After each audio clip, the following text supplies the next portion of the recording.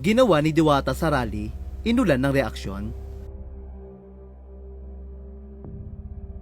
Nagulat ang marami nang mapabalitang dumalo si Diwata o Diwata Paris Overload sa naganap na kilos protesta sa Luneta noong linggo September 21, 2025 kontra korupsyon. Sa gitna ng libo-libong mga dumalo mula estudyante, manggagawa, simbahan hanggang mga ordinaryong mamamayan, naroroon pala ang sikat na vlogger at content creator ngunit halos walang nakapansin. Walang nag-viral na kuha mula sa mismong crowd, walang kasamang selfie o patagong picture. Kaya't lalo naging palaisipan kung totoo nga nandoon siya. Doon lamang nang siya na mismo ang naglabas ng sariling video. Tuluyan na kumpirma ng netizen na isa rin siya sa mga naging saksi sa protesta. Subalit sa kanyang sariling video, doon ibinunyag ang ginawa niya. Hindi siya basta-basta nagpakita bilang si Diwata, bagkus balot na balot siya mula ulo hanggang paa. Suot ang camouflage na face mask, oversized na shades at hooded jacket para raw siyang ibang tao.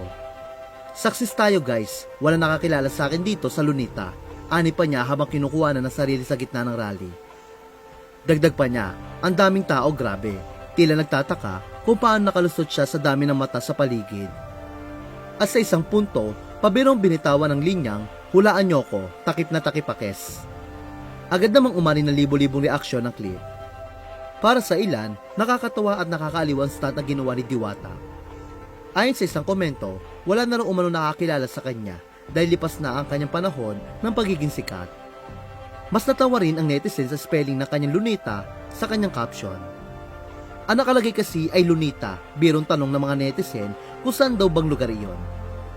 Ngunit para sa iba, may halong intriga at kaba ang biglaang pagdalo niya. May nagsabing baka simpleng content lang ito, ngunit mayroon ding naniniwalang tanda ito na kanyang pakikisama sa hinaing ng bayan.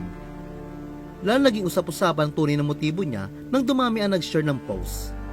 Kung ano man ang dahilan ni Diwata kung bakit siya dumalo at pumunta sa rally sa Luneta, siya lamang ang tunay nakakaalam. Wala man siyang diretsahang payag kung pakikisama ba ito sa hinaing ng bayan o simpleng pakulo lang. Malinaw na nakakuha ito ng atensyon. Pang-views man o hindi, aliw pa rin ng netizen sa kanyang ginawa.